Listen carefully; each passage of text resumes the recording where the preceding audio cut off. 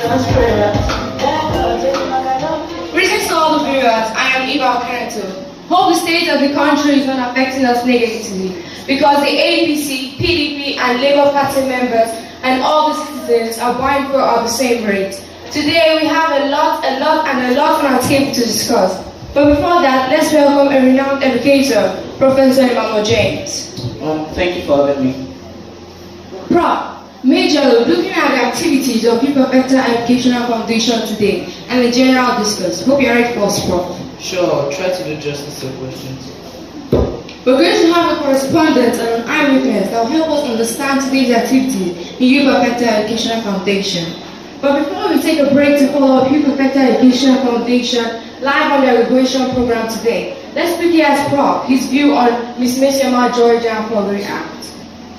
Okay, once again, thank you for having me. Miss Mesioma's case is a sincerely pathetic one and has grievously revealed how decayed the educational sector of Nigeria has become.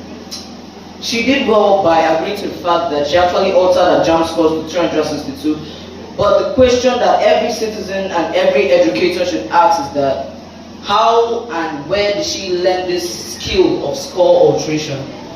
Now, the educational sector of Nigeria has gone real bad from the base to the top, such that even students writing the West African Senior School Certificate examination watch the WAEC officials ask them for money in order to write their examinations without stress. They even pay extra money for their practicals, and this payment is compulsory, and that was not so from the very beginning. So it is likely that Ms. Mesioma had learned such a skill from a teacher.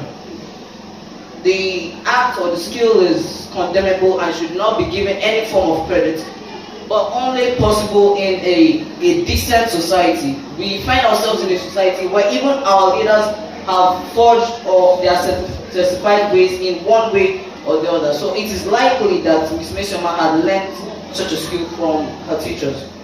So are you saying that the teachers are making students to live such a life in such a pleasing way? No, I was not conclusive about those statements. I only said likely on the basis that the student is more close to the teachers. It could be our parents, our teachers in school, or even our friends, because friends are also a major influence in the life of a student or in the life of a child.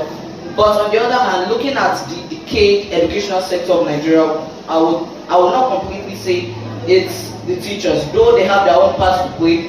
But in this case, it's actually coming from the head, because if the head is corrupt, the base will also be corrupt. Now we're having a new president in power, President Bola Ahmed Tinubu.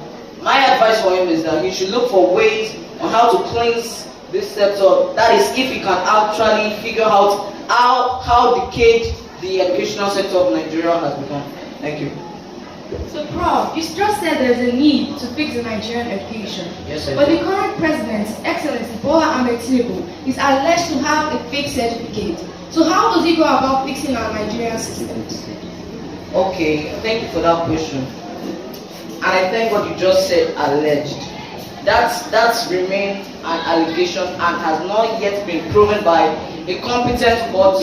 So we can't say it is true or it is not true. And that does not matter for now. What matters is that he is our president, and us as citizens ought to join our hands with his administration and see how we could cleanse other decayed sectors, not only the educational sector of Nigeria. So that is our job as patriotic citizens of Nigeria. Thank you. Thank you, Prof. Okay, viewers, let's take a little break to follow up our correspondent. Thank you for coming in. Put your hands